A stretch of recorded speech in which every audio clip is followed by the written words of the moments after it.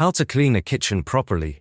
At Ealing Clean, the kitchen is one of the most important rooms we clean, and it's where clients are the most picky. So, here's how to clean it thoroughly, without causing any damage. Always start from the top of the room and work your way down. Begin by removing cobwebs and dusting high areas, like above door frames and window edges. Then clean the windows if there are any, using glass spray and a cloth.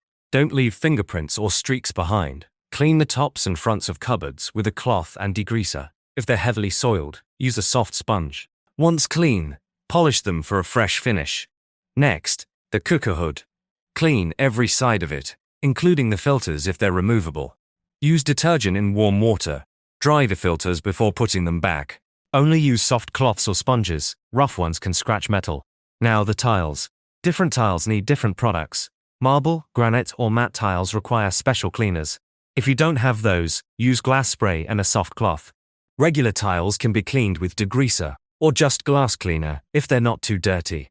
Always clean light switches and sockets too. Clients often check them. Then move to the kitchen worktop. Start at one end and wipe across using antibacterial spray and a clean cloth. Wipe down small appliances like kettles and toasters, and polish if needed. Microwaves are cleaned both inside and out. If the inside is greasy, place a bowl of water inside and run it on high until it steams. This softens dried food and makes cleaning easier. Remove the glass tray. Clean and dry it separately. Use degreaser on the inside, but never spray directly onto vents or grills. Spray the sponge instead. Wipe the microwave ceiling and corners well. Finish with glass cleaner and a paper towel to give it a polished look. Now the outside. Wipe the door, the handle, and polish with a clean cloth. Next, the hobs. If it's a gas hob, remove the nozzles and metal rings. Wash them in the sink with dish soap and hot water. Use degreaser and a sponge on the surface, but always use the soft side to avoid scratching. Chrome or inox hobs should be polished after cleaning. Use metal polish or glass cleaner and a paper towel. For glass ceramic hobs, you can use a scraper, but be careful not to scratch the surface. Now the dining table and chairs. Use antibacterial spray and a clean cloth. If they're made of wood, use a wood-safe polish. Wipe the skirting boards with a damp cloth and spray. Only now should you clean the kitchen sink, because you'll have used it during the clean. Once everything's wiped down, vacuum and mop the kitchen floor.